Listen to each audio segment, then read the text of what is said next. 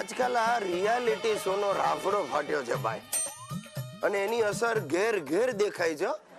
આ તમને મારા જ ઘરની વાત કરું, સવાર પડે ને એટલે મારી બૈરી મારી સામે આવીને ઊભી રહે.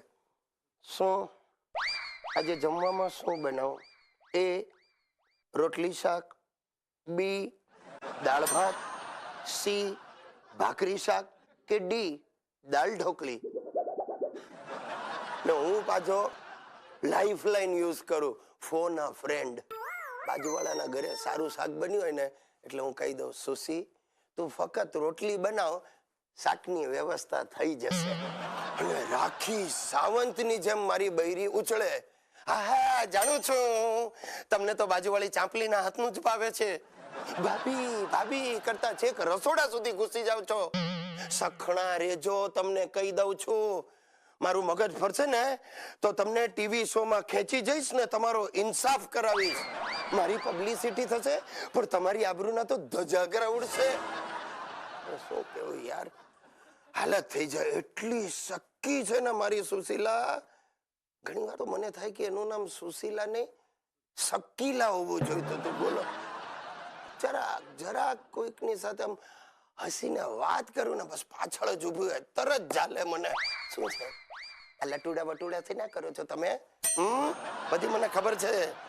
એકવાર તમારી પાછળ ઇમોશનલ અત્યાચાર વાળાને છું કરી દેવાની છું, તમારો ભાંડો ફોડી નાખશે.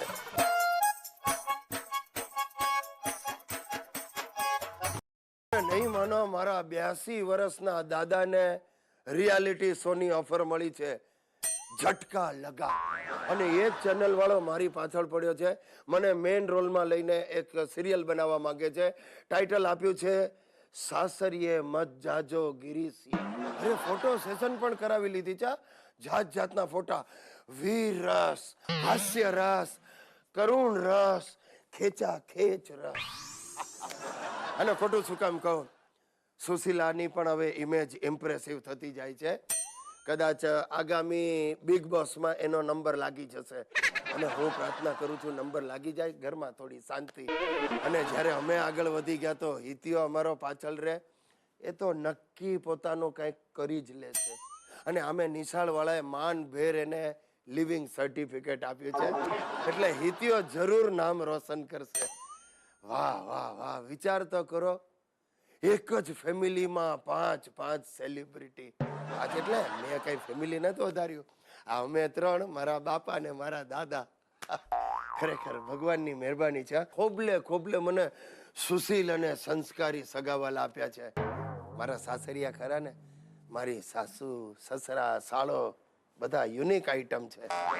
મારા સસરાએ તો મારી પાસેથી જ લોન લઈ ને માણાવદરમાં મકાનની મરામત ચાલુ કરાવી છે. મારા પાયા ઢીલા થઈ જશે પણ સસરો પોતાનું ચણતર પાકું કરી લેશે. અરે ભાઈ શું કામ નહીં, હવે સેલિબ્રિટીના સસરાનું એ કંઈક સ્ટેટસ તો હોય જ ને. અને મારી વધતી જતી લોકપ્રિયતાનો મેં ફાયદો લેવાનું નક્કી કરી છે. આગામી ચૂંટણીમાં હું ઊભો રહેવાનો છું. મારું નિશાન હશે સળગતો કાંટો.